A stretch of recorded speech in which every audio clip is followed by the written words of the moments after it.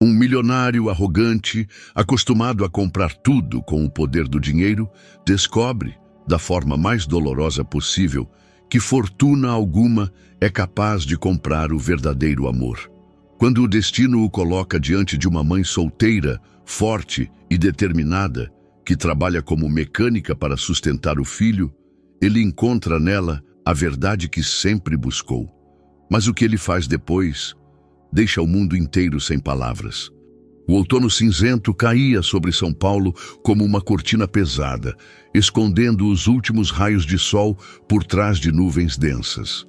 Na sala de conferências, no 32º andar de um arranha-céu na Avenida Paulista, o silêncio era tão denso que se podia ouvir cada respiração dos 12 membros da diretoria. Seus olhos estavam fixos em Matheus Dutra, que estava de pé junto à janela panorâmica, observando a cidade fervilhar lá embaixo. O magnata da tecnologia de 45 anos era a personificação do controle. Terno, perfeitamente cortado, cabelo precisamente arrumado, um olhar frio e penetrante que podia fazer empresários experientes se sentirem como crianças desobedientes. Nos últimos 20 anos, ele construíra um império tão implacável quanto eficaz. Cada decisão era um cálculo, cada palavra tinha o peso do ouro, e cada gesto podia mudar o destino de milhares de funcionários. Mas naquela tarde, algo estava errado. Matheus ouvia a apresentação dos resultados trimestrais, observava os slides com gráficos de crescimento e indicadores de eficiência, quando de repente o mundo ao seu redor desacelerou. Os números começaram a girar diante de seus olhos, e a voz do diretor financeiro chegava a ele como se de muito longe. No peito, sentiu uma estranha pressão, como se alguém estivesse lentamente apertando um nó invisível em seu coração. "Senhor presidente?", perguntou um membro da diretoria, incerto, notando sua ausência. Matheus virou-se da janela e olhou para os presentes. 12 homens em ternos azuis marinhos idênticos, com olhos igualmente vazios, que o olhavam com expectativa.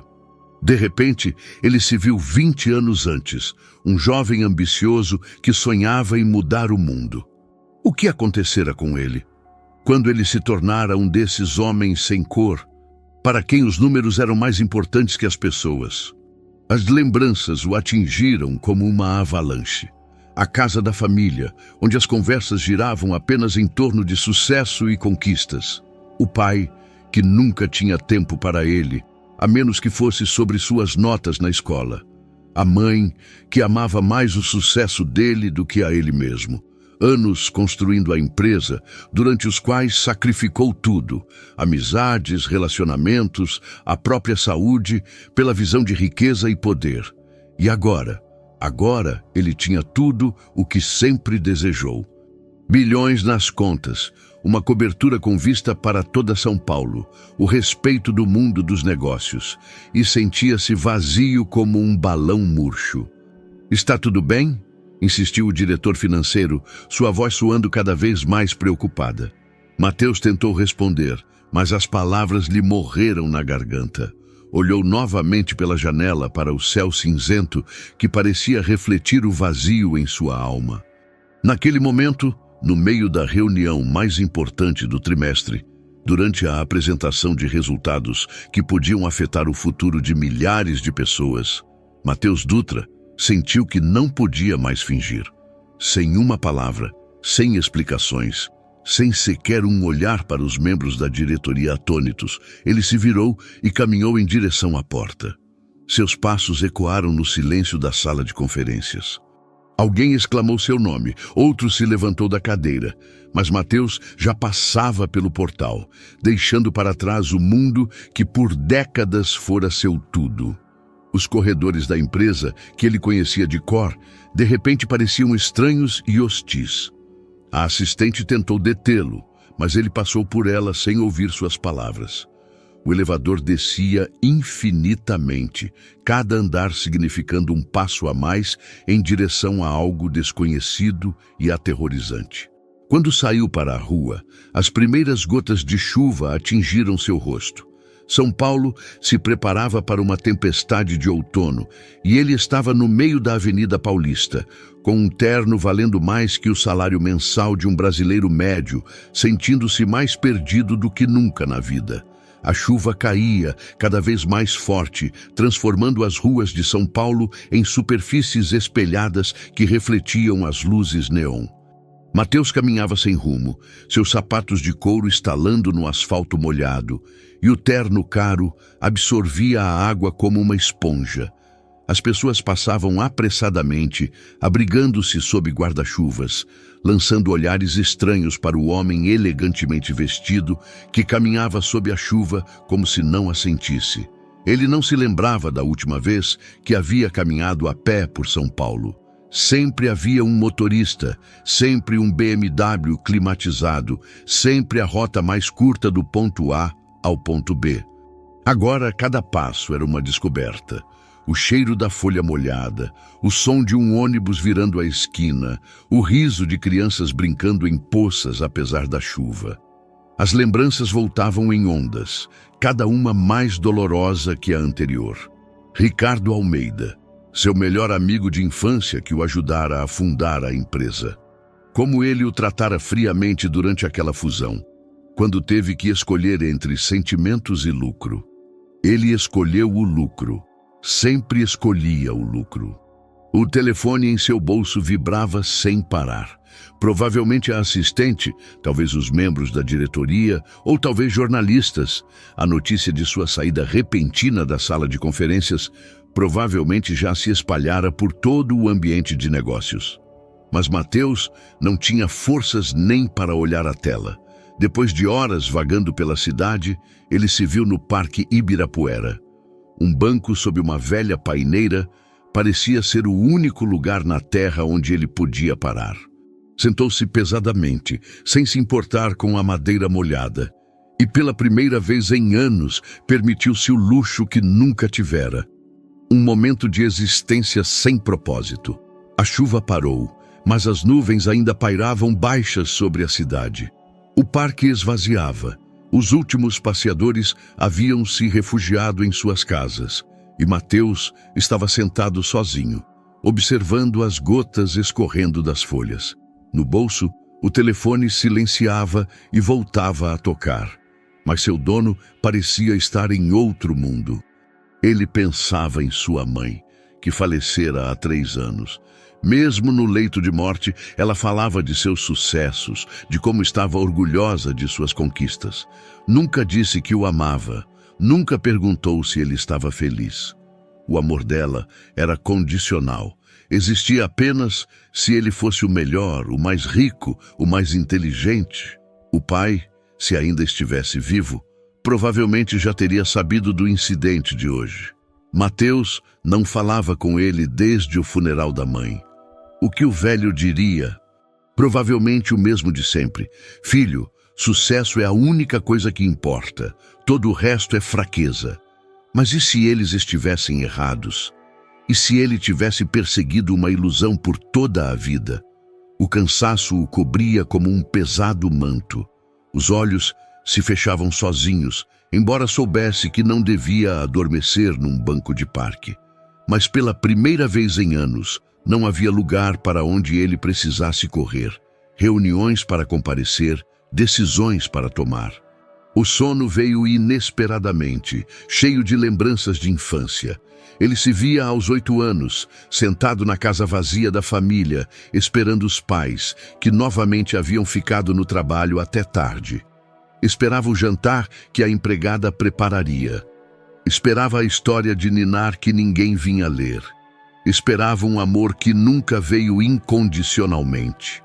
No sonho, ele era novamente um menino. Mas desta vez, não estava sozinho. Alguém sentava ao seu lado no mesmo banco. Uma mulher com voz calorosa e mãos manchadas de tinta ou talvez graxa. Ele não via o rosto dela, mas sentia-se seguro. Acordou quando os primeiros raios de sol rompiam as nuvens. O pescoço doía de dormir em uma posição antinatural, o terno estava irremediavelmente amassado e úmido, e na boca sentia um gosto metálico. Mas algo havia mudado. Pela primeira vez em anos, ele sentiu que não precisava fingir ser ninguém. Levou a mão ao bolso em busca do telefone. 47 chamadas perdidas, inúmeras mensagens. Uma delas era de Ricardo, a primeira em anos. Soube o que aconteceu. Talvez seja a hora de conversarmos? Mateus olhou para a mensagem por um longo tempo. Talvez fosse realmente a hora de conversar com Ricardo, mas principalmente consigo mesmo. A manhã estava fria e cortante, o ar de outono pinicava os pulmões. Mateus tentou arrumar sua aparência, alisando o terno amassado e penteando o cabelo com os dedos. Devia parecer um sem-teto, pensou, olhando seu reflexo na vitrine de uma loja próxima. Mas o estranho era que pela primeira vez em anos ele não sentia vergonha de sua aparência. Decidiu voltar para casa, tomar um banho e tentar entender o que realmente havia acontecido. Sua cobertura ficava do outro lado da cidade, então ele pegou o primeiro táxi. O motorista, um homem mais velho com barba grisalha, lançava-lhe olhares curiosos pelo retrovisor.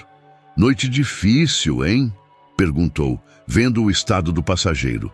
Mateus, que geralmente não conversava com motoristas, desta vez assentiu. "A mais difícil em anos", respondeu sinceramente.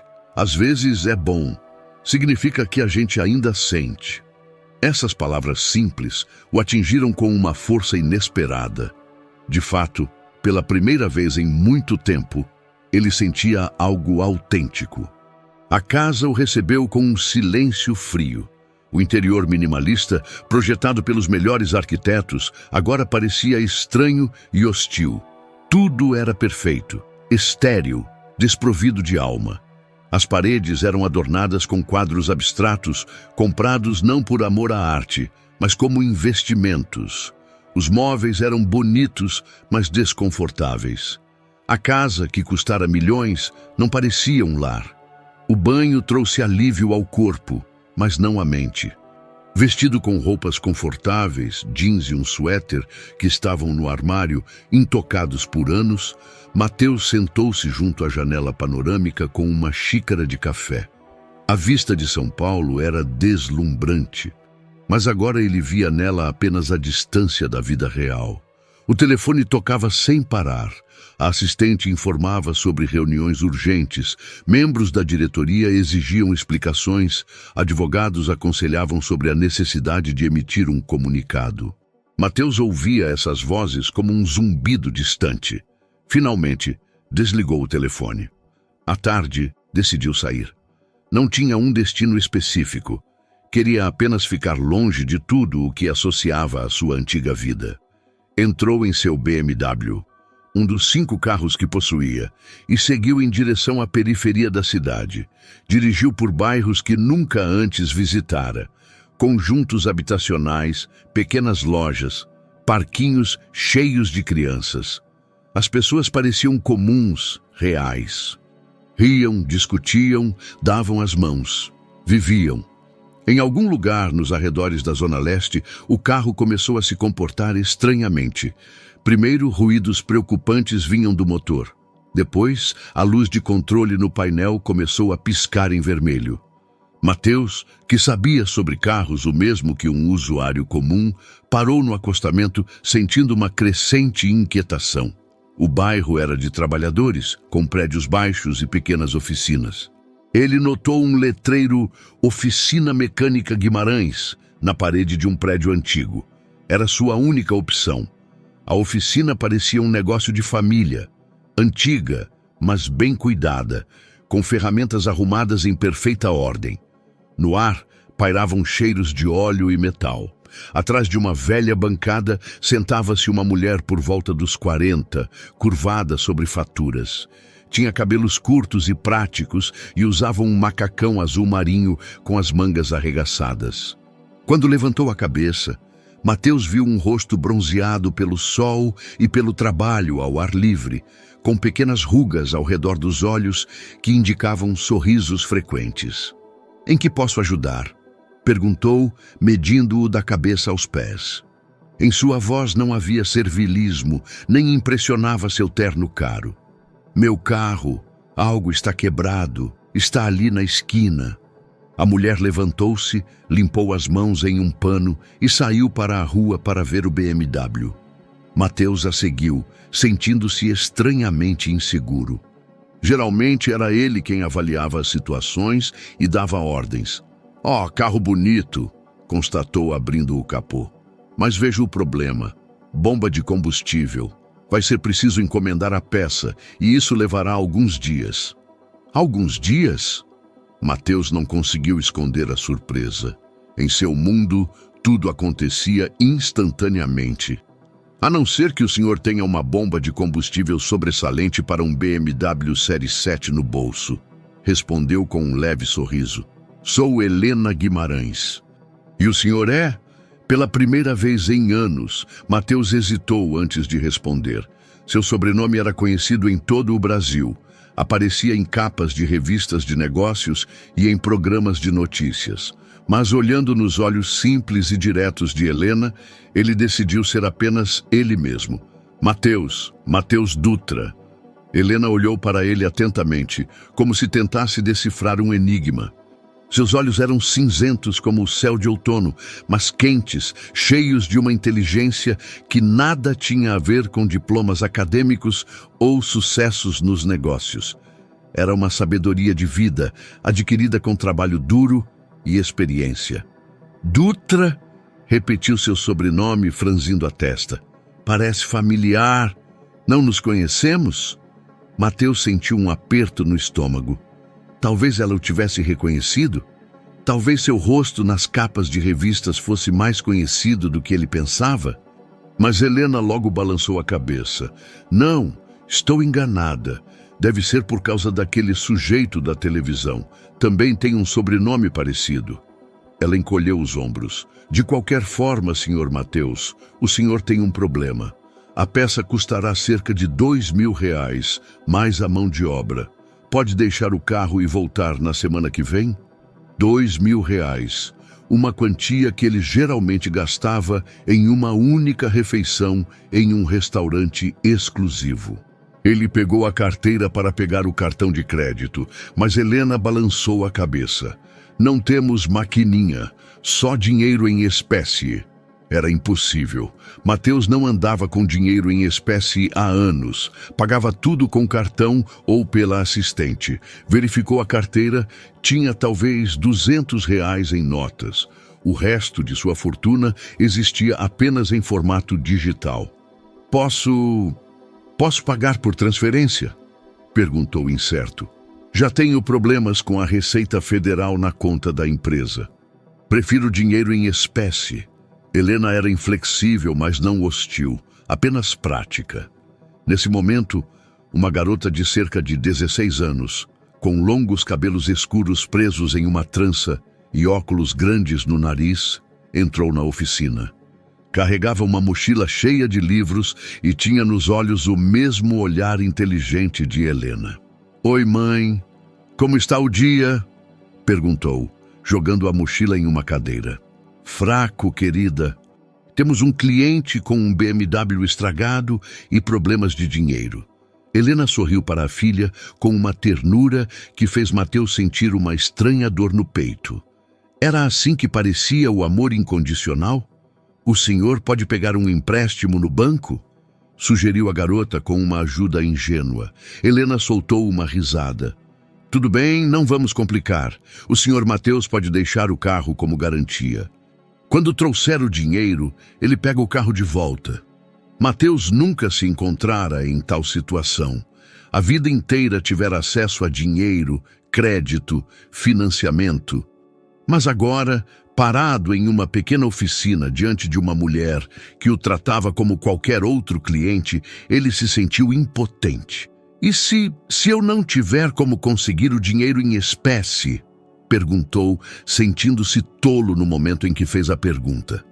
Helena e sua filha trocaram olhares. A filha foi a primeira a quebrar o silêncio. "Mãe, você se lembra de como o seu João não podia pagar pelo conserto do trator? Ele trabalhou na oficina para pagar." "Tudo bem, não seja boba", repreendeu a Helena, mas um brilho de diversão surgiu em seus olhos. Mateus olhou para a garota. Havia algo nela que o intrigava, uma autoconfiança que não vinha da arrogância, mas de um conhecimento profundo. Na bancada estavam seus livros: matemática, física, informática. Tudo em um nível que parecia avançado demais para sua idade. E talvez não seja uma má ideia, disse de repente, surpreendendo-se. Eu sei trabalhar. Helena olhou para ele com incredulidade, observando suas mãos limpas e seu suéter caro. Trabalhar na oficina não é brincadeira, Sr. Mateus. Não é ficar sentado atrás de uma mesa. Eu sei aprender. O silêncio que se seguiu estava cheio de tensão. Helena o observou atentamente, como se tentasse ver algo além da fachada externa. Finalmente ela suspirou. Tudo bem, podemos tentar, mas aviso, se o senhor não acompanhar o ritmo ou apenas atrapalhar, o acordo será encerrado. E sem tratamentos especiais, o senhor terá que trabalhar como todos. Mateus assentiu, sem entender completamente o que estava decidindo. Mas algo no olhar de Helena e na simples bondade de sua filha o fez ficar. Pela primeira vez em anos, ele sentiu que poderia aprender algo. Não sobre negócios, não sobre dinheiro, mas sobre a vida. Quando começo? Perguntou. Amanhã às 7 da manhã. E sugiro que se prepare para um trabalho sujo. Ao sair da oficina, ele ainda ouviu a conversa entre mãe e filha. Você acha que ele vai aguentar? Perguntava a garota. Sinceramente, não sei. Mas talvez precise aprender um pouco de humildade. Às vezes, até os ricos precisam ver como é a vida real. A manhã começou brutalmente. O despertador tocou às 6, o que para Mateus, acostumado a acordar às 10, era uma verdadeira tortura. Durante toda a noite, ele não conseguiu dormir, pensando no que havia decidido. Quando foi a última vez que trabalhou fisicamente? Talvez durante um estágio de verão na faculdade, há mais de 20 anos. Vestiu as únicas roupas velhas que tinha, jeans desbotados e uma camisa de algodão. No espelho, viu um homem que parecia uma caricatura de si mesmo. As mãos tinham a cor de pergaminho, sem uma única cicatriz ou calo que indicasse trabalho de verdade. Mas havia nele também uma certa determinação que ele mesmo não esperava. A oficina Guimarães, às 7 da manhã, fervilhava de vida. Helena já estava em um motor de Fiat velho desmontado, com um macacão sujo, o cabelo preso com um elástico prático. Quando viu Mateus, assentiu sem entusiasmo. Pontual, é um bom começo, constatou limpando as mãos. Primeiro, o básico. Vê essas ferramentas? Cada uma tem seu lugar. Na oficina, a ordem é fundamental. Se perder uma chave, perde-se um dia inteiro de trabalho. Mateus ouvia atentamente, tentando memorizar os nomes das ferramentas que para Helena eram tão óbvios quanto o alfabeto. Chaves inglesas, chaves de boca, alicates, morsas, tudo tinha seu lugar e propósito. Sua primeira tarefa foi simples, separar parafusos por tamanho e limpar as ferramentas. Depois de uma hora, suas mãos doíam, como se ele tivesse segurado um martelo o dia inteiro. Os parafusos pequenos escapavam de seus dedos, as ferramentas pareciam rebeldes e pesadas. Helena observava seus esforços com um divertimento disfarçado. O senhor se cansa muito rápido, observou quando Mateus pela 5ª vez derrubou um punhado de arruelas. Trabalho físico não é um sprint, é uma maratona. É preciso encontrar o ritmo. Há quanto tempo a senhora faz isso? Perguntou, tentando recuperar o fôlego. Desde que completei 18 anos. Meu avô me ensinou tudo nesta oficina. Meu pai também era mecânico, mas faleceu quando a Sofia tinha 2 anos. Sua voz tornou-se mais baixa, mais pessoal. Ficamos só nós. A oficina é tudo o que temos. Mateus sentiu-se estranhamente tocado por aquela sinceridade. Em seu mundo, as pessoas raramente compartilhavam histórias pessoais, especialmente com alguém que conheciam desde o dia anterior. À tarde, Sofia chegou da escola e ocupou seu lugar na pequena bancada no canto da oficina, fazendo os deveres de casa. Mateus notou que ela podia passar horas sobre o livro de matemática, completamente absorta em complexas equações. Sua filha é muito boa em matemática, disse a Helena enquanto lavavam as mãos após o trabalho. Ela é meu tesouro. Helena sorriu calorosamente. Tem uma cabeça para os estudos. Quer fazer ciência da computação, talvez até na Politécnica. Só que... Ela parou, como se tivesse dito mais do que queria. Só que o quê? Mateus estava realmente curioso. A Sofia é muito talentosa, mas na escola a ignoram. Talvez porque somos de um bairro de trabalhadores, talvez porque ela seja filha de mãe solteira. Os professores têm seus favoritos. Em sua voz havia frustração e impotência. Mateus olhou para a garota curvada sobre os exercícios. Eram equações diferenciais, matéria de primeiro ano de faculdade de tecnologia. Para uma garota de 16 anos, era uma conquista impressionante. E talvez eu possa ajudá-la? Sugeriu impulsivamente. Eu tive matemática na faculdade de economia. Helena olhou para ele com surpresa. O senhor está oferecendo aulas particulares? Por que não? Eu poderia retribuir o favor de me permitir trabalhar aqui. Naquela noite, quando a oficina foi fechada, Mateus, pela primeira vez em anos, sentou-se à mesa para explicar algo a alguém não para fins lucrativos.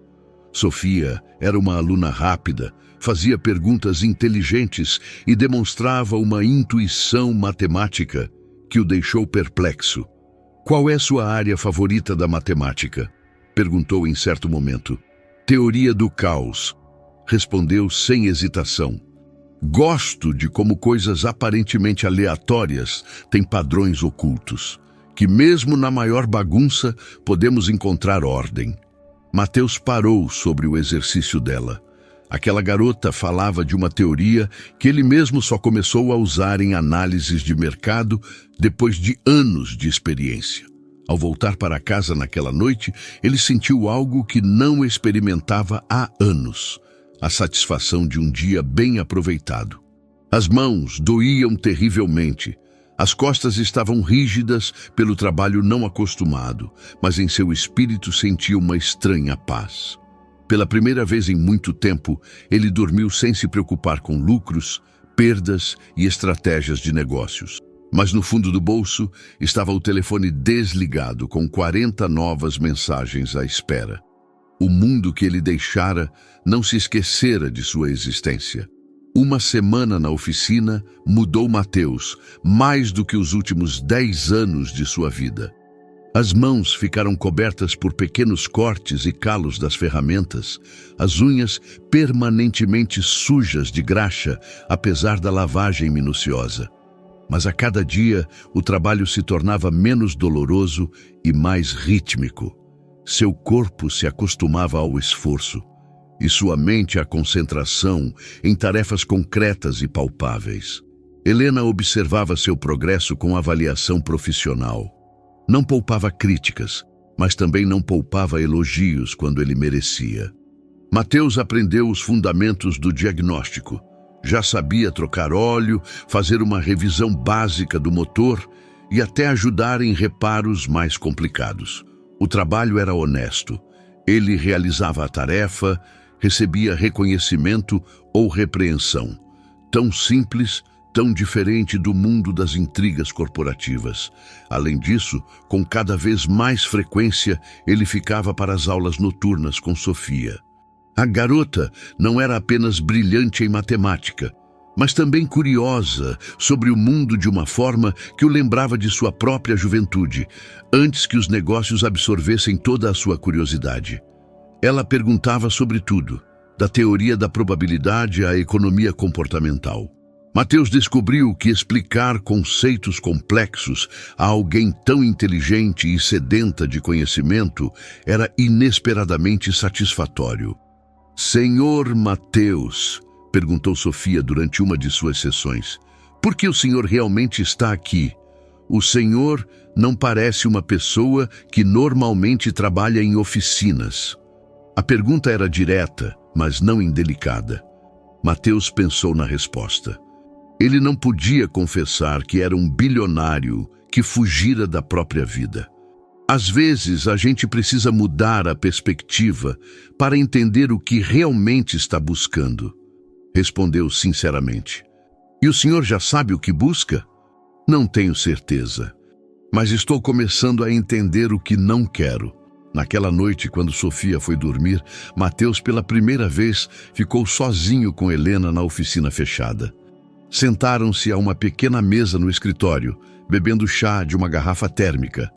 A luz de uma lâmpada lançava cores quentes sobre as ferramentas e peças de carro arrumadas. "O senhor tem família, senhor Mateus?" perguntou Helena, mexendo o chá na xícara. "Não, quer dizer, tive pais, mas ambos já faleceram. Esposa nunca tive, filhos também não. Deve ser solitário. Eu achava que estava ocupado demais para ser solitário. Acontece que eu simplesmente não sabia diferenciar estar ocupado de viver." Helena assentiu com compreensão. "Depois da morte do meu marido, eu pensei que nunca mais viveria normalmente. Fiquei com a Sofia de 2 anos, com dívidas do funeral e uma oficina que mal se mantinha. Os primeiros anos foram um pesadelo. Eu trabalhava 18 horas por dia para pagar as contas. Como a senhora aguentou?" Eu sabia que tinha algo mais importante do que minha própria dor. A Sofia precisava de uma mãe que fosse forte. A oficina precisava de alguém para gerenciá-la. As pessoas do nosso bairro precisavam de um mecânico honesto que não as enganasse. Ela sorriu levemente. "Descobri que, quando a gente tem por quem viver, a vida se torna mais fácil de suportar." Mateus sentiu um estranho aperto no peito. Durante toda a sua vida, ele pensara apenas em si mesmo, em seus objetivos, sucessos, dinheiro. Até sua filantropia era principalmente para melhorar a imagem da empresa. "Mas às vezes, não tenho certeza se isso é o suficiente", continuou Helena, olhando para o vazio. "A Sofia é tão talentosa e eu não consigo dar a ela tudo o que precisa. As melhores escolas, aulas particulares com professores profissionais, a oportunidade de desenvolver suas paixões. Ela tem algo muito mais importante. Tem uma mãe que confia nela e a ama incondicionalmente. Para o senhor, basta trabalhar na oficina? O senhor não quer voltar para sua vida anterior?" A pergunta era difícil, porque Mateus não sabia a resposta. A cada dia, sua antiga vida parecia mais distante, menos real. Mas ele tinha uma empresa, funcionários, compromissos. "Não sei", respondeu sinceramente, "mas sei que este lugar me ensinou algo importante sobre mim." Helena olhou para ele atentamente, como se tentasse ler algo em seu rosto na luz tênue. "E o que seria?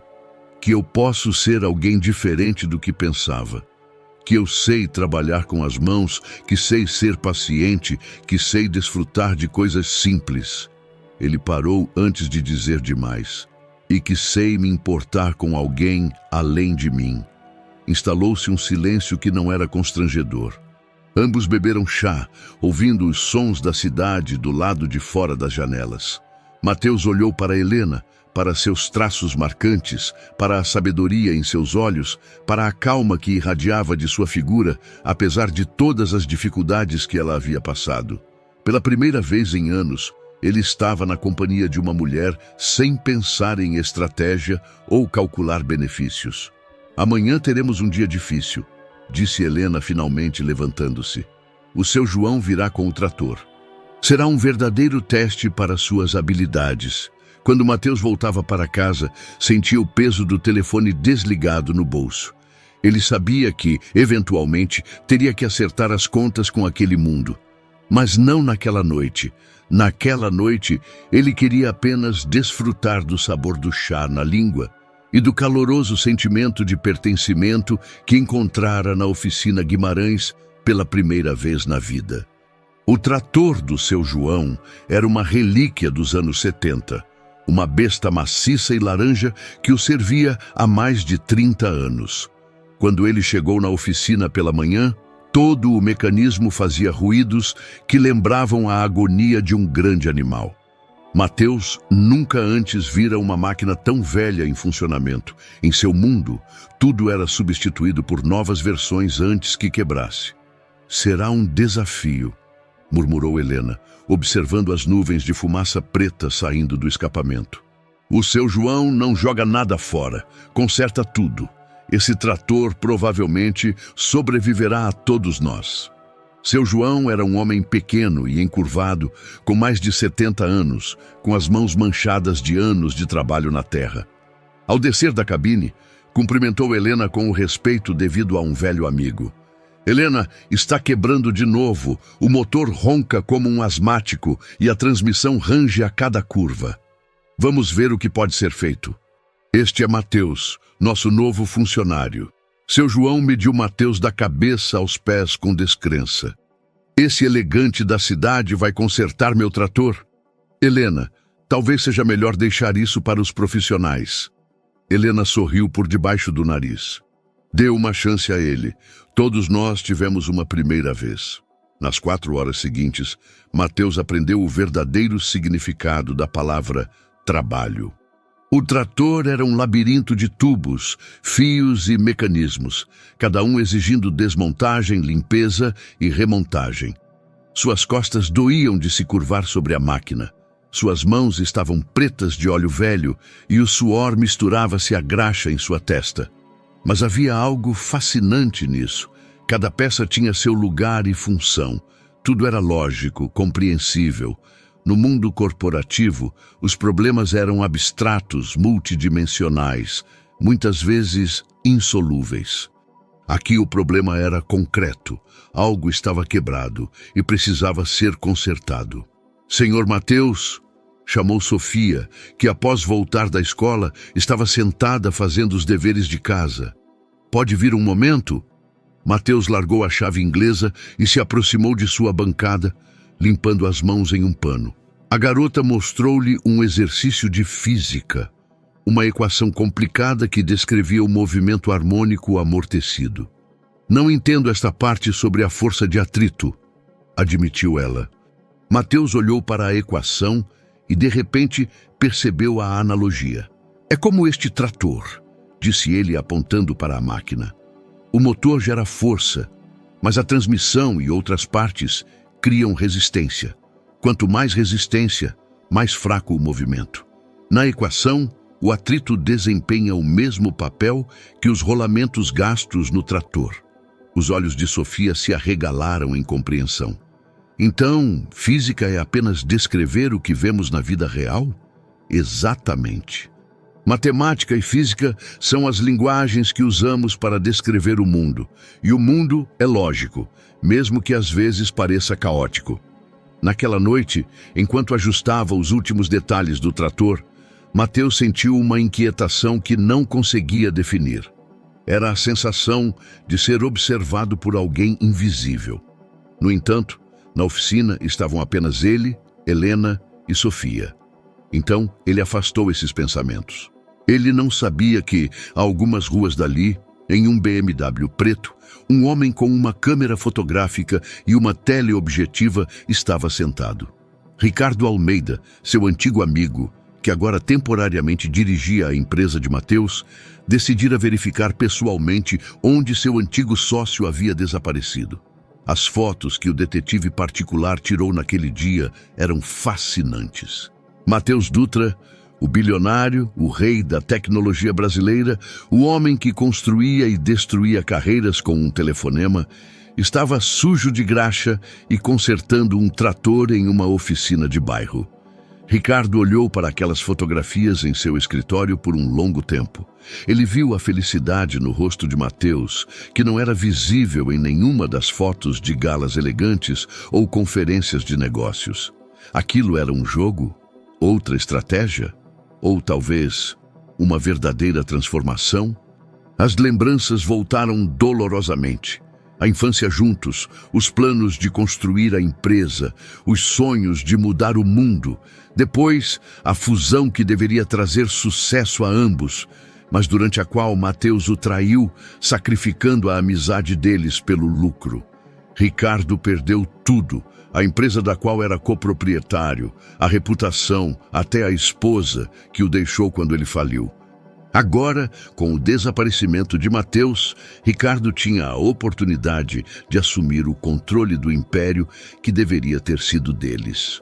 O conselho de administração já estava ao seu lado, convencido de que Mateus tivera um colapso nervoso e não estava apto a dirigir a empresa.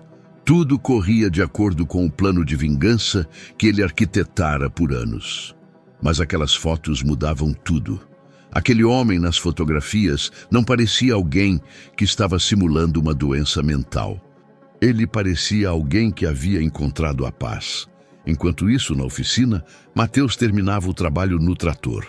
O motor roncava suavemente, a transmissão funcionava sem problemas. Seu João estava encantado. Não acreditei que esse cara da cidade conseguiria, admitiu, batendo no ombro de Mateus. Mas a máquina funciona como nova. Você tem jeito para a mecânica, rapaz. Pela primeira vez em anos, alguém chamou Mateus de rapaz. E pela primeira vez em anos, não soou paternalista. Soou como um elogio de um mestre para um aluno. Quando seu João partiu com seu trator reformado, a oficina mergulhou no agradável silêncio da noite.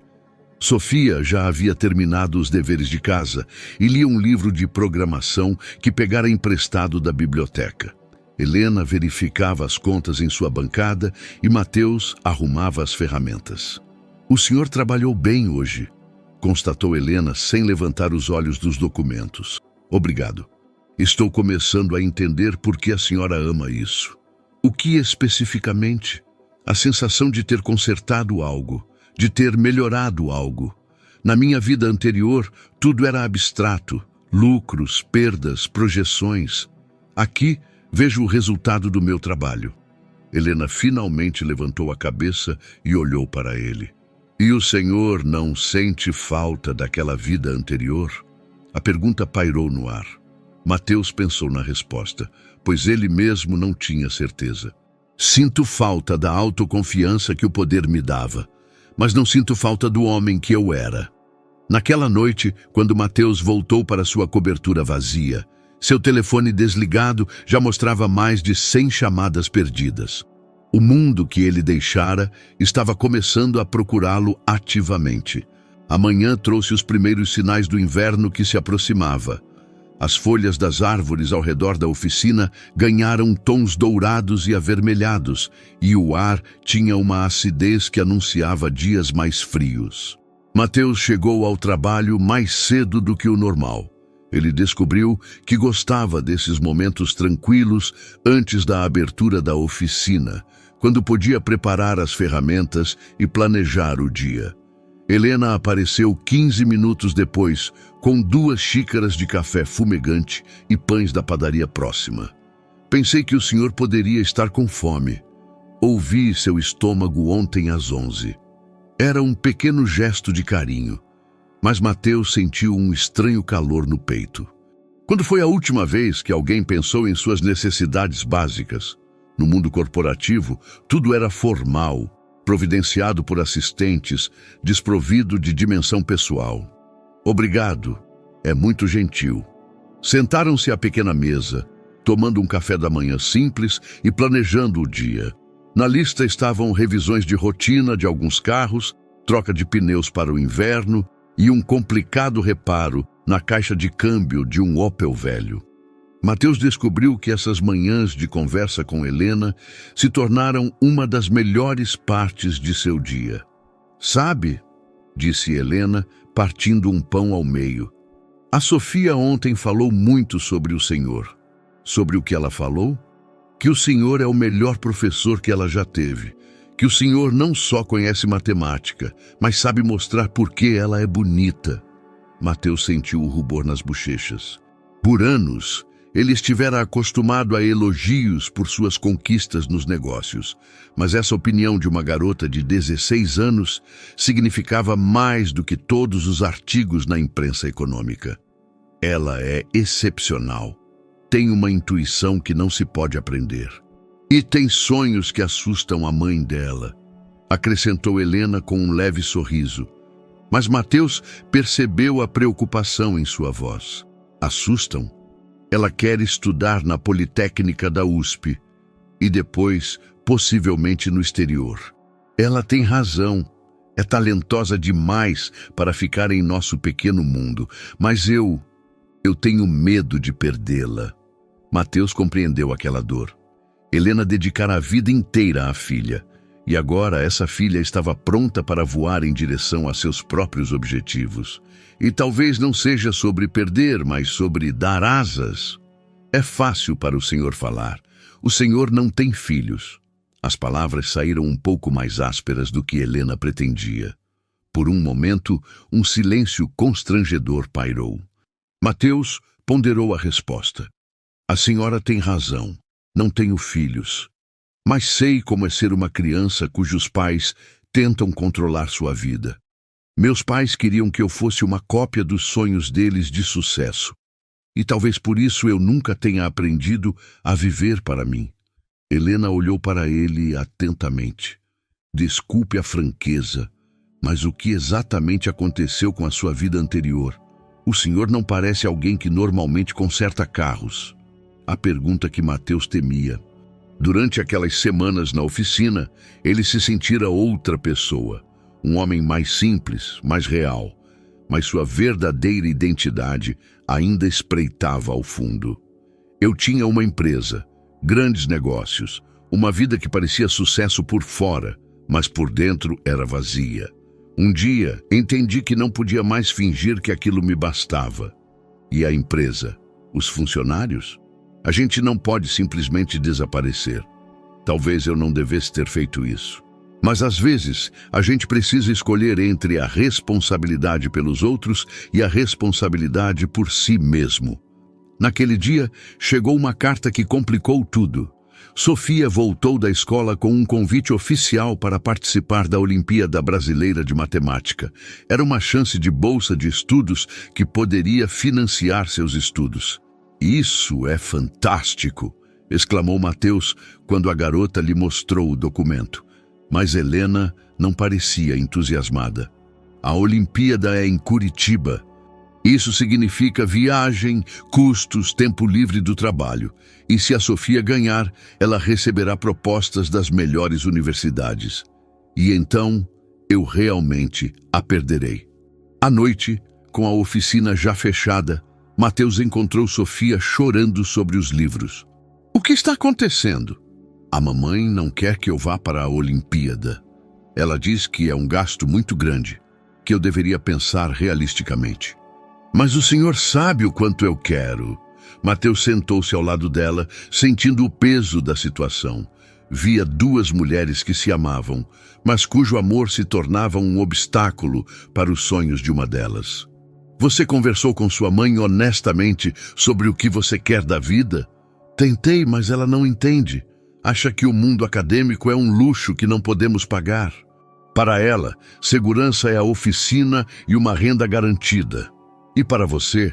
Para mim, segurança é saber que posso resolver qualquer problema que me proponho, que posso mudar o mundo com fórmulas e algoritmos. Naquela noite, Mateus não conseguiu dormir. No bolso, sentiu o peso do cartão de crédito, que poderia resolver todos os problemas financeiros da família Guimarães com um único gesto, mas sabia que simplesmente dar dinheiro destruiria tudo o que haviam construído entre eles. No dia seguinte, sem dizer nada a ninguém, Mateus foi à parte mais cara da cidade e vendeu seu relógio Rolex, o último símbolo de sua antiga vida. O dinheiro seria suficiente para financiar não apenas a Olimpíada de Sofia, mas também alguns anos de seus estudos. Mas quando voltou à oficina com o dinheiro no bolso, não conseguiu encontrar o momento certo para falar sobre isso. Ele sabia que qualquer gesto de ajuda precisava ser cuidadosamente pensado para não destruir o frágil equilíbrio que havia surgido entre eles. O conflito explodiu no momento mais inesperado. Era uma quarta-feira à noite, quando Mateus ajudava Sofia com os preparativos para a Olimpíada e Helena trabalhava em um reparo particularmente complicado de motor. A garota resolvia exercícios de anos anteriores e seu entusiasmo era contagiante. "Olha, senhor Mateus", exclamou ela mostrando a solução. "Esta equação pode ser decomposta de 3 maneiras diferentes, mas apenas uma oferece uma solução elegante." Sua alegria era tão sincera que Mateus sentiu, ao mesmo tempo, orgulho e tristeza. Orgulho por seu talento, tristeza pela ideia de que uma mente assim pudesse ser desperdiçada pelas circunstâncias. "Sofia." Helena largou a chave inglesa com um estalo. "Chega! Não vamos para nenhuma Olimpíada." O silêncio que se seguiu foi denso como névoa. A garota olhou para a mãe com descrença. "Mas mãe, sem mas, são sonhos que não são para nós. Temos a oficina, temos trabalho, temos uma a outra. Isso deveria ser suficiente." Mateus viu as lágrimas se acumulando nos olhos de Sofia, mas também o desespero na postura de Helena. Ele entendeu que não era uma questão de dinheiro, era medo. O medo de uma mãe, de perder a única pessoa que dava sentido à sua vida. "Talvez se as senhoras conversassem com calma." Ele começou com cautela. "O senhor não se intrometa." Helena o interrompeu com uma aspereza inesperada.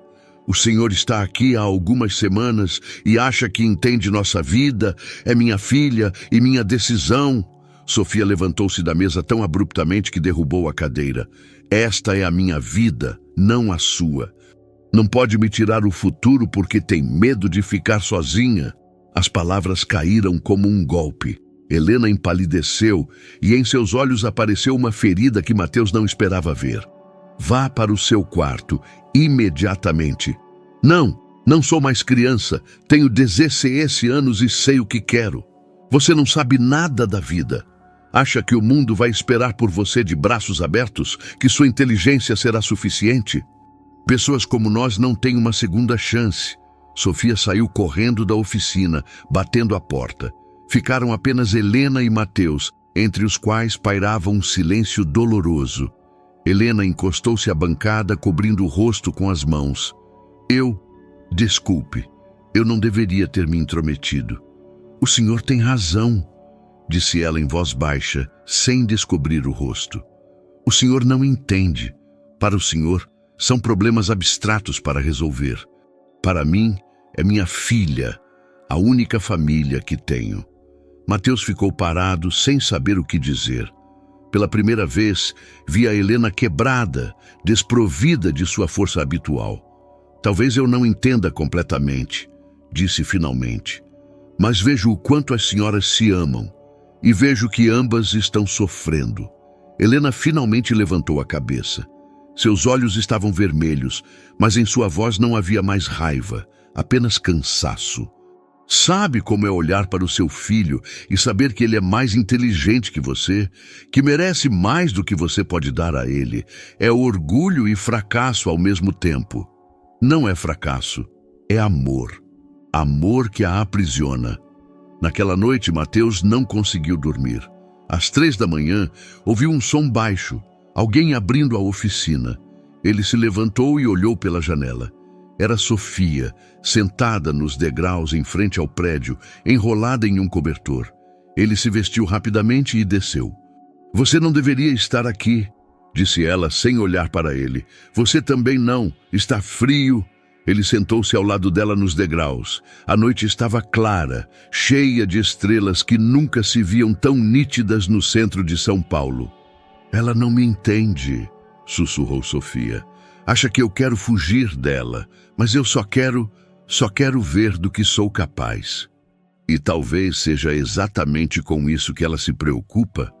Que quando você descobrir do que é capaz, nosso pequeno mundo parecerá pequeno demais para você. E isso é ruim. É ruim querer mais? Mateus olhou para o céu, pensando na resposta. Seu próprio querer mais não havia destruído todos os relacionamentos verdadeiros em sua vida. Não é ruim, mas talvez a maneira importe. Talvez se possa querer mais sem rejeitar o que já se tem. O que o Senhor quer dizer? Talvez sua mãe não tenha medo de que você alcance o sucesso. Talvez ela tenha medo de que, ao alcançá-lo, você se envergonhe de onde veio. Sofia permaneceu em silêncio por um longo tempo, pensando em suas palavras. O Senhor se envergonha de sua vida anterior? Perguntou finalmente. Era uma pergunta difícil. Mateus não se envergonhava de suas conquistas nos negócios, mas se envergonhava do homem que se tornara na busca por elas. Envergonho-me de quem eu era, mas não me envergonho do que aprendi no caminho. São coisas diferentes. Talvez eu devesse conversar com ela. Talvez devesse. Ao voltar para casa, Mateus tomou uma decisão. No dia seguinte, depois do trabalho, foi ao banco mais próximo e depositou o dinheiro da venda do relógio em uma conta de bolsa de estudos anônima. Não para Sofia especificamente, mas para alunos talentosos de famílias de baixa renda. Ele encontrou uma maneira de a informação sobre essa bolsa chegar à escola da garota. Não era uma mentira, mas também não era toda a verdade. Às vezes pensou, o bem exige um pouco de estratégia, mas no dia seguinte ele recebeu uma mensagem que mudou tudo. Ricardo Almeida enviou-lhe uma carta oficial com uma proposta de reunião. A carta era seca, jurídica, mas nas entrelinhas Mateus leu algo mais. Era o primeiro passo em um jogo de cuja existência ele não tinha ideia. Sua antiga vida finalmente o encontrara. A carta de Ricardo ficou na mesinha da cozinha por 3 dias, antes que Mateus tomasse coragem para abri-la. A cada manhã, ele olhava para o envelope com o logo da empresa que um dia considerou sua e sentia como o velho mundo tentava puxá-lo de volta. Na oficina, tudo parecia voltar ao normal. Helena e Sofia se reconciliaram após uma longa conversa, cujos detalhes Mateus desconhecia, mas o resultado era óbvio. A garota recebeu permissão para participar da Olimpíada e a mãe começou a falar sobre isso com cauteloso otimismo. A informação sobre a bolsa de estudos anônima que chegou à escola ajudou a dissipar as preocupações financeiras. Mateus observava a relação delas com fascínio. Nunca vira um amor tão saudável entre pai e filho, cheio de conflitos, mas baseado em profundo respeito e confiança. Era algo que ele nunca havia experimentado em sua própria casa. Senhor Mateus, Sofia interrompeu seus pensamentos durante a aula noturna de matemática. O senhor já se arrependeu de suas decisões? Frequentemente. E por que você pergunta? Porque penso na Olimpíada. Se eu ganhar, receberei propostas das melhores universidades. Mas isso significa que terei que deixar minha mãe. E às vezes penso se isso é justo. Mateus largou o livro e olhou para ela atentamente. Em seus olhos, via a mesma luta que ele mesmo travou por anos, entre o que queria e o que considerava certo. E se você não aproveitar essa chance, você será feliz? Não sei. Talvez. Mas talvez também passe a vida inteira pensando no que poderia ter sido. Essa é a resposta à sua pergunta. Viver sem arrependimento não significa não tomar decisões difíceis. Significa tomá-las com plena consciência das consequências. Naquela noite, com a oficina já fechada, Mateus finalmente abriu a carta de Ricardo. O conteúdo era breve, mas cheio de significado. Mateus, precisamos conversar. Sua empresa precisa de uma liderança estável e tem uma proposta que pode nos satisfazer. Encontre-me no sábado às 14 horas no café do Copan. Não me force a tomar medidas mais drásticas. Ricardo! Mateus leu essas palavras várias vezes, tentando entender a mensagem oculta. Medidas mais drásticas. Isso soava como uma ameaça.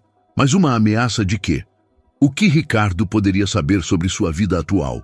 Na sexta-feira à noite, enquanto ajudava Helena a fechar a oficina, ele lhe disse que no sábado teria um assunto importante para resolver e talvez não pudesse ir trabalhar. É a primeira vez que o senhor pede folga, ela observou. Deve ser algo importante. Sim, é. Um acerto de contas com o passado. Helena olhou para ele atentamente. Durante aquelas semanas, ela aprendera a ler seus estados de espírito, a perceber os momentos em que ele se tornava mais reservado, mais perdido. Isso significa que o senhor vai nos deixar? A pergunta pairou entre eles. Mateus não conseguiu respondê-la, pois ele mesmo não sabia a resposta. Não sei, espero que não. O sábado chegou com a chuva característica do outono. O café do Copan era um lugar que Mateus conhecia bem, um local elegante no centro da cidade, onde frequentemente ocorriam reuniões de negócios informais. Ao entrar, ele imediatamente sentiu o cheiro de seu velho mundo. Café caro, conversas discretas, a atmosfera de dinheiro e poder. Ricardo estava sentado a uma mesa no canto, com um aparelho e documentos espalhados à sua frente.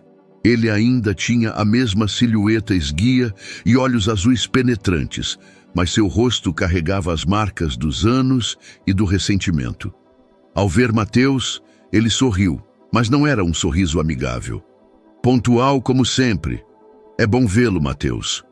Mateus sentou-se à frente dele, sentindo-se estranho em suas roupas de trabalho, no meio da elegância do café.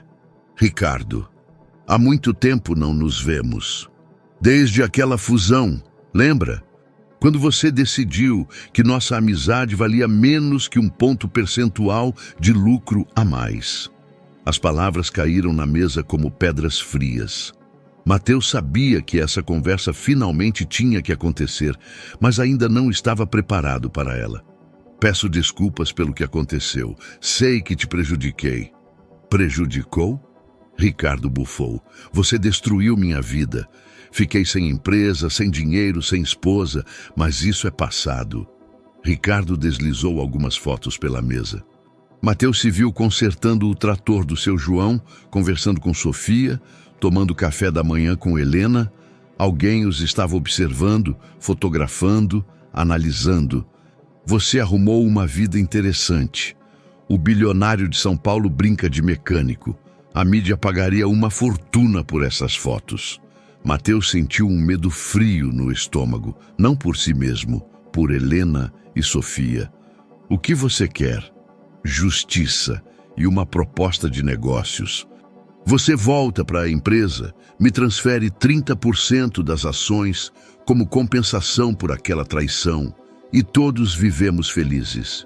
E se eu recusar? Essas pessoas amáveis das fotos podem descobrir quem você realmente é.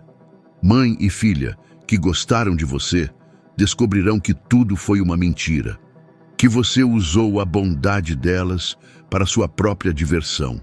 Mateus olhou para as fotos e sabia que Ricardo tinha razão em uma coisa. Quando a verdade viesse à tona, Helena e Sofia se sentiriam traídas. O que havia sido construído entre eles seria destruído. Tenho até segunda-feira? Perguntou baixinho. Até segunda-feira. E Mateus, desta vez, não faça nada estúpido. Você tem muito a perder.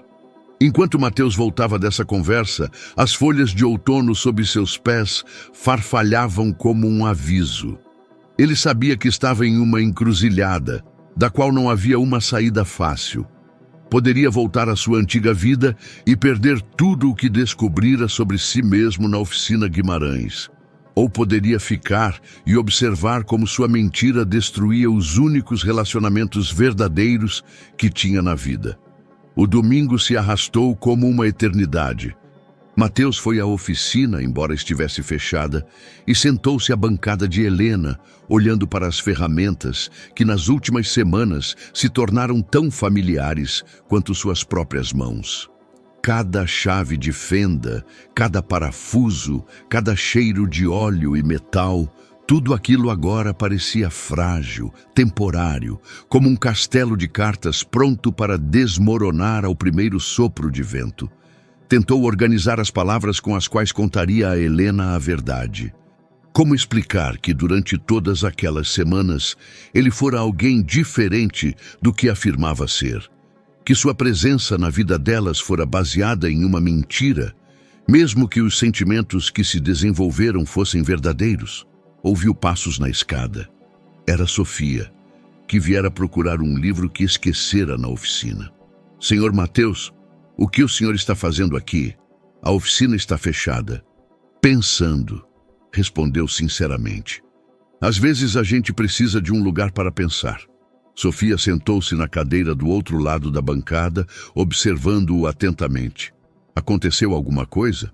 O senhor parece triste. Pela primeira vez desde o encontro com Ricardo, Mateus sentiu a tentação de se abrir com alguém. Aquela garota, com sua sabedoria simples, parecia alguém que podia entender coisas complicadas. Sofia, você acredita que as pessoas podem realmente mudar? Claro. Olho para o Senhor e vejo o quanto mudou desde o primeiro dia. Naquela época, o Senhor era tão... como se tivesse medo de trabalho sujo. E agora é natural. E se alguém não contou toda a verdade sobre si mesmo, pode-se perdoá-lo? Sofia pensou na resposta. Depende, ele mentiu para prejudicar alguém ou porque teve medo? Provavelmente porque teve medo. Não é o mesmo que uma mentira ruim. Às vezes as pessoas escondem a verdade porque querem ser amadas por quem são agora e não julgadas por quem foram antes. Essas palavras atingiram Mateus com uma força inesperada.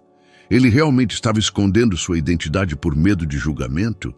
Você é muito inteligente, Sofia. Aprendo com os melhores. Ela sorriu. Com a mamãe e com o Senhor. Quando a garota se foi com seu livro, Mateus ficou sozinho com seus pensamentos. O anoitecer caía e ele ainda não havia tomado uma decisão, mas sabia que não podia permitir que Ricardo controlasse a situação. Precisava contar a verdade por conta própria, em seus próprios termos. Na manhã seguinte, ele chegou à oficina mais cedo do que o normal e esperou por Helena. Quando ela chegou com sua xícara de café matinal, imediatamente notou sua tensão. O que aconteceu? Desde ontem o senhor parece que vai desabar. A senhora precisa sentar. Preciso lhe dizer algo. Sobre quem eu realmente sou. Helena parou a meio movimento, a xícara suspensa no ar. Uma sombra de preocupação passou por seu rosto. Estou ouvindo. Mateus respirou fundo. Meu nome é Mateus Dutra, mas essa não é toda a verdade.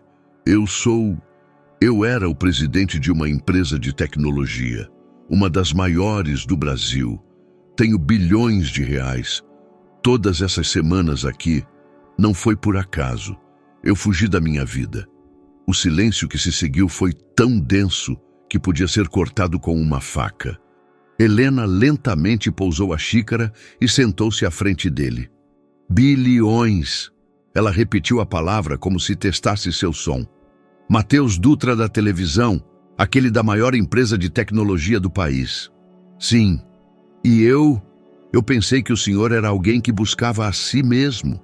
Acontece que o senhor é alguém que brinca de faz tudo. Em sua voz havia dor, mas não raiva. Era pior que a raiva. Não era brincadeira, Helena. Era a vida mais real que eu já tive. Real? Ela elevou a voz pela primeira vez. Real. O senhor passou meses fingindo ser alguém que não é. O senhor me usou a Sofia. Por quê? Porque estava entediado com sua riqueza? Porque eu estava vazio, disse baixinho. Eu tinha tudo e nada ao mesmo tempo. Aqui com vocês, pela primeira vez em anos, senti que era um ser humano e não uma máquina de fazer dinheiro. Helena levantou-se e começou a andar pela oficina. E agora? O que agora? O senhor volta para o seu mundo e nos deixa com belas lembranças? Talvez escreva um livro sobre nós, como pessoas simples ensinaram humanidade a um rico? Mateus sentia cada palavra dela o atingir como uma faca. Não quero voltar, mas alguém está me chantageando. Sabe sobre vocês, tem fotos. Ameaça que, se eu não voltar para a empresa, ele publicará tudo, que mostrará ao mundo como eu as usei. E o senhor usou. ela afirmou friamente. Talvez não intencionalmente, mas usou. Permitiu que nos aproximássemos, sabendo que estava mentindo sobre quem era. Na porta da oficina apareceu Sofia, que ia para a escola. Um único olhar para seus rostos disse a ela tudo o que precisava saber. O que está acontecendo? Helena olhou para a filha, depois para Mateus. O senhor Mateus estava nos explicando quem ele realmente é. Sofia entrou, fechando a porta atrás de si. Quer dizer, Mateus contou a ela a mesma história, observando como seu rosto passava por diferentes emoções. Surpresa, compreensão, desapontamento. Então, todas essas aulas, essas conversas, foram reais ou não? Perguntou finalmente. Foram reais. As coisas mais reais da minha vida, mas baseadas em uma mentira, acrescentou Helena. Sofia olhou para os dois por um longo momento. E agora, o que será? Perguntou. O que será de nós? Da oficina? Da Olimpíada? Essa pergunta foi a gota d'água. Mateus entendeu que não era sobre ele, não sobre seus sentimentos ou dilemas. Era sobre duas mulheres que confiaram a ele suas vidas e agora tinham que lidar com as consequências de suas mentiras. Não sei, disse sinceramente, mas farei tudo para protegê-las. Os dias seguintes foram os mais difíceis na vida de Mateus. Helena aceitava sua presença na oficina com profissionalismo frio, mas o calor e a naturalidade que haviam surgido entre eles desapareceram como neve ao sol. Sofia era mais direta, fazia perguntas sobre sua vida real, sobre as empresas, sobre o dinheiro, mas fazia isso com curiosidade científica, não com proximidade. Na quarta-feira, Mateus tomou uma decisão que surpreendeu a todos, inclusive a si mesmo. Em vez de ir ao encontro com Ricardo, ele foi ao centro de São Paulo e, em um dos cartórios mais caros da cidade, preparou documentos transferindo 50% de suas ações na empresa para uma fundação de apoio à educação matemática de jovens talentosos de famílias de baixa renda. Não foi um ato de desespero, mas algo mais profundo. Pela primeira vez na vida, ele usou sua riqueza não como ferramenta de poder, mas como forma de dar a outros oportunidades que ele mesmo nunca tivera. No dia seguinte, enquanto Helena estava ocupada consertando uma caixa de câmbio, Sofia se aproximou dele com uma pergunta que carregava consigo há dias. Senhor Mateus, o senhor se arrepende de ter nos contado a verdade? Não. Arrependo-me de não ter contado antes. E se o senhor pudesse voltar no tempo? Se pudesse ter sido honesto desde o início? Mateus pensou na resposta. Não sei se vocês teriam me aceito. Talvez às vezes uma mentira seja necessária para que a verdade possa surgir. Isso soa como uma desculpa. Talvez seja. Sofia sorriu pela primeira vez em alguns dias, mas pelo menos uma desculpa honesta. Na sexta-feira, chegou uma carta com os resultados das eliminatórias pré-olímpicas. Sofia ficou em primeiro lugar no estado de São Paulo e se classificou para a final nacional em Curitiba. A alegria da garota era tão sincera que nem mesmo Helena conseguiu esconder o orgulho. Isso é incrível, Sofia. Eu sabia que você era capaz, mas isso significa que podemos competir com os melhores do país, completou Mateus, que observava a cena à distância. Helena olhou para ele pela primeira vez em alguns dias, sem frieza nos olhos. O senhor a ajudou a se preparar. É, em parte, seu mérito. Foi trabalho dela. Eu apenas dei algumas dicas.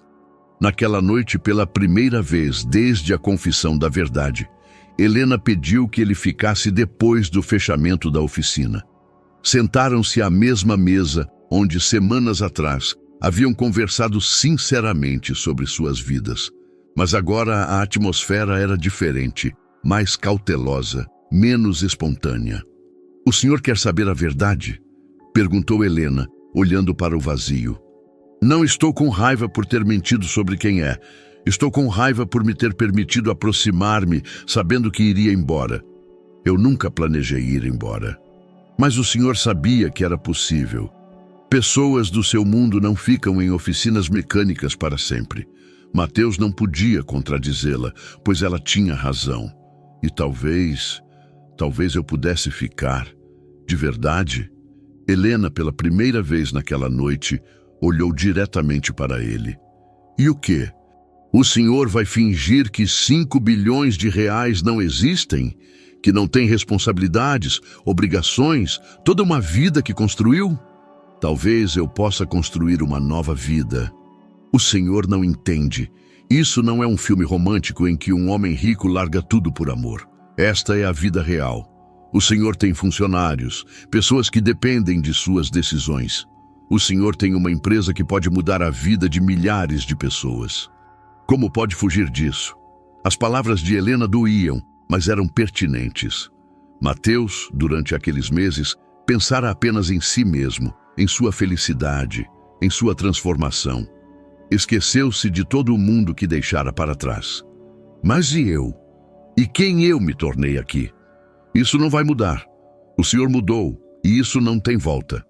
Mas agora o senhor precisa unir esse novo eu com as velhas responsabilidades. No fim de semana, Mateus tomou mais uma decisão. Em vez de se esconder de Ricardo, ele mesmo o ligou e pediu um encontro. Desta vez na oficina, em seus próprios termos. Ricardo chegou em um Tesla reluzente, vestido com um terno caro, rodeado por uma aura de poder e dinheiro. Ao entrar na oficina, sua expressão dizia tudo. Desprezo por aquele lugar, pelos cheiros de óleo, pela simplicidade daquele mundo. Então é aqui que você se esconde. Uma experiência sociológica interessante, mas é hora de voltar à realidade. Talvez você possa me responder uma pergunta, disse Mateus, sem interromper o trabalho no motor que estava consertando. Por que você está fazendo isso? Está se vingando daquela fusão ou realmente quer o bem da empresa? Ricardo ficou surpreso com a franqueza da pergunta. Não importa. Importa, porque se for por vingança, podemos resolver isso entre nós. Mas se for pela empresa, talvez devêssemos pensar em algo mais do que apenas poder. Em que, por exemplo? Mateus largou a chave e olhou para seu antigo amigo. No porquê afundamos? Em mudar o mundo para melhor. Talvez, em vez de lutar para ver quem vai governar o império, devêssemos pensar se esse império serve aos propósitos certos. Nesse momento, Helena e Sofia entraram na oficina. A garota carregava os resultados fresquinhos de mais testes preparatórios, todas as notas máximas. Ricardo observava a cena com fascínio. Viu Mateus parabenizar a adolescente com alegria autêntica, como Helena olhava para ele com uma mistura de orgulho e tristeza.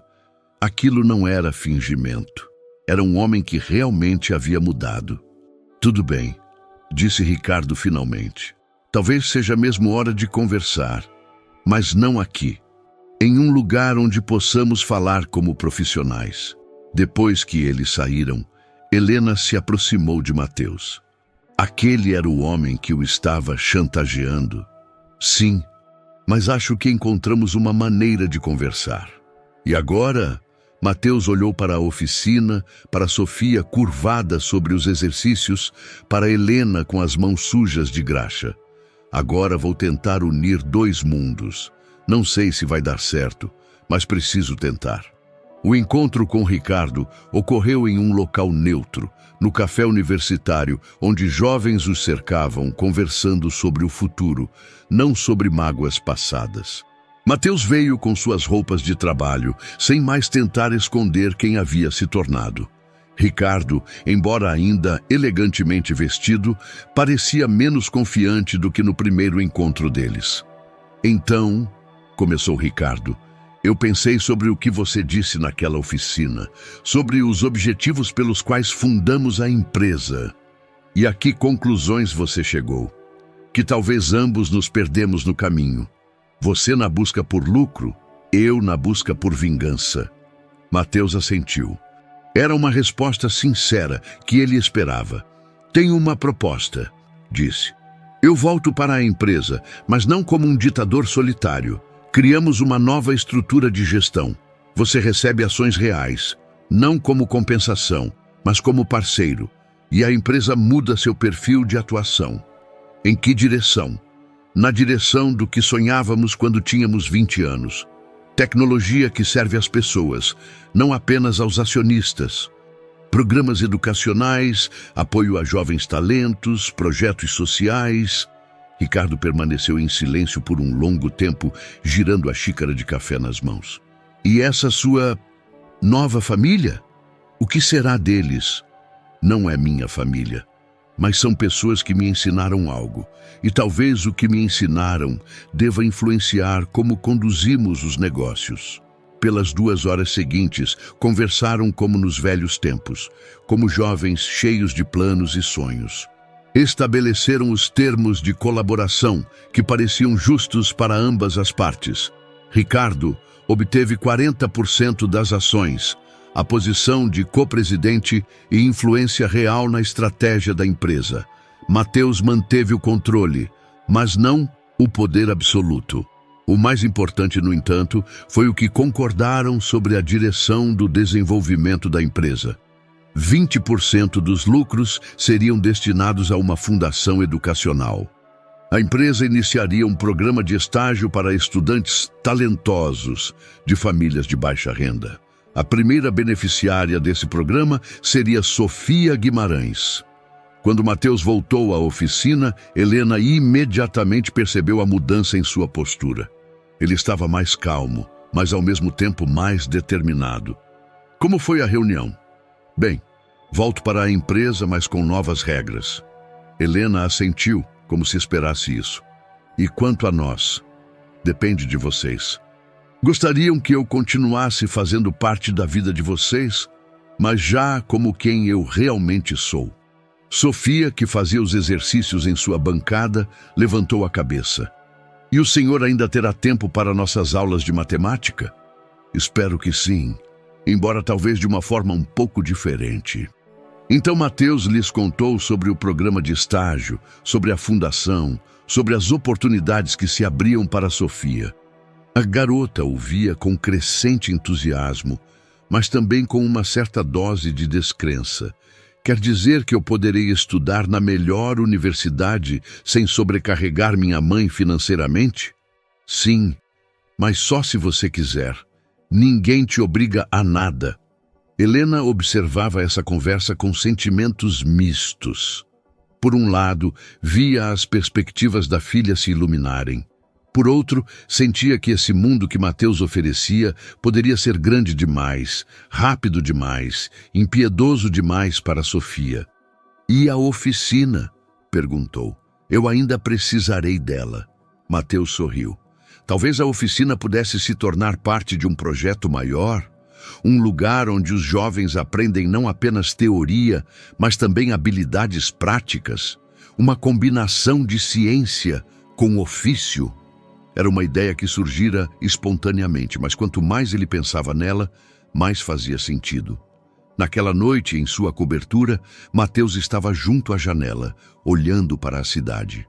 Em alguns dias, ele voltaria à empresa, enfrentaria os jornalistas, explicaria sua ausência, convenceria a diretoria e os acionistas à nova estratégia. Seria difícil, mas pela primeira vez em anos, ele sentia que tinha um objetivo claro. O telefone tocou às 11. Era Helena. Desculpe ligar tão tarde, mas eu precisava lhe dizer. Sofia não consegue dormir de tanta emoção. É a primeira vez que a vejo tão animada com seu futuro. Que bom. E eu quero lhe agradecer por tudo. Por ter mostrado a ela que o mundo é maior do que ela pensava. Por ter me mostrado que se pode confiar em pessoas de fora do nosso círculo. Eu é que deveria agradecer. Vocês me ensinaram que a verdadeira riqueza não é dinheiro na conta, mas as pessoas que se importam com você. Será que ainda nos veremos, depois que o senhor voltar ao seu mundo? Espero que sim, se vocês quiserem. Nós queremos. Após desligar, Mateus sentiu algo que não sentia há muito tempo. Paz de espírito.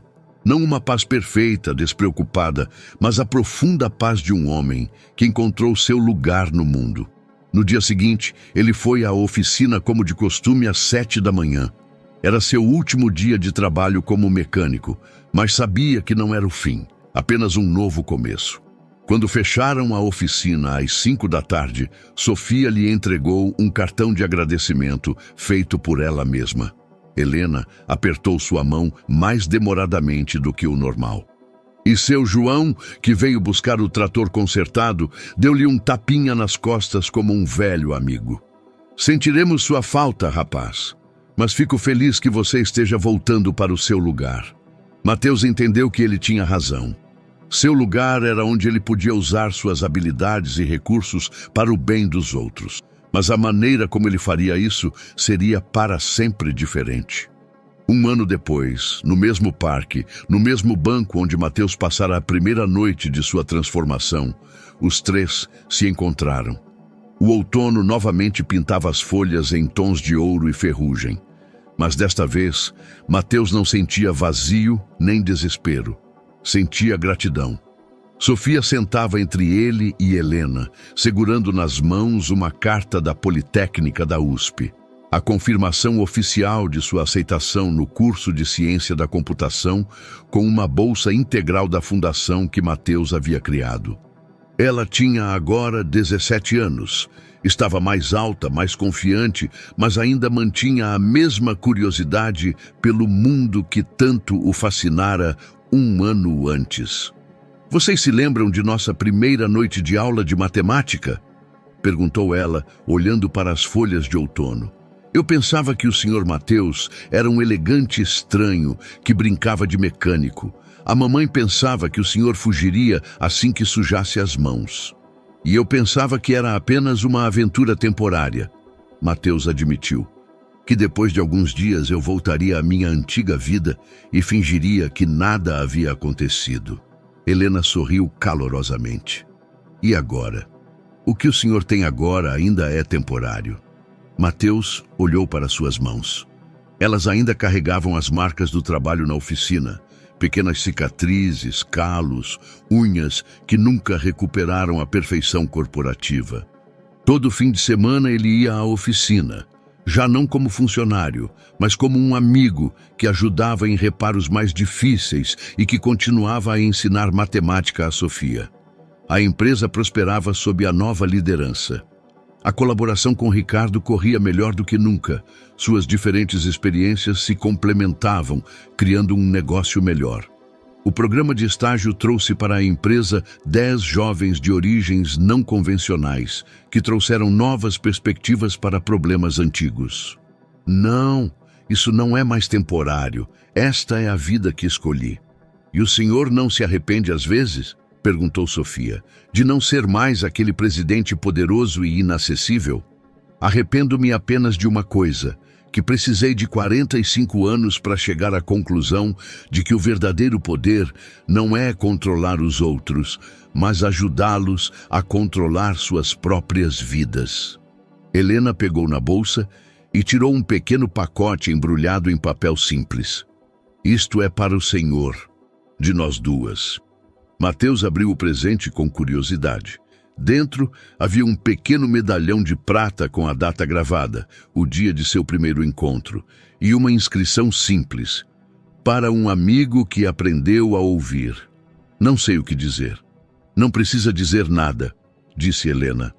Às vezes, as coisas mais importantes são ditas sem palavras. Quando o sol começou a se pôr, o espaço ao redor do banco se encheu de outras pessoas. Casais em passeios noturnos, famílias com crianças, idosos alimentando os patos no lago próximo.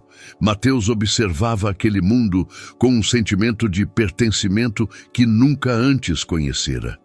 Sabe o que eu penso? Disse Sofia, olhando para um casal mais velho que caminhava pela trilha de mãos dadas. Penso que todo mundo merece que alguém esteja esperando em casa, que a gente tenha um lugar onde possa ser a gente mesma sem fingir. É um belo pensamento, Mateus concordou. Não é um pensamento, é um plano. A garota sorriu. Quando eu terminar a faculdade, quero criar um algoritmo que conecte as pessoas, não com base no que elas têm, mas no que elas são. Helena balançou a cabeça com diversão. Minha filha quer resolver os problemas do mundo usando a matemática. E por que não? Respondeu Mateus. Os problemas mais importantes do mundo são, na verdade, problemas de comunicação e compreensão. Talvez a matemática realmente possa ajudar.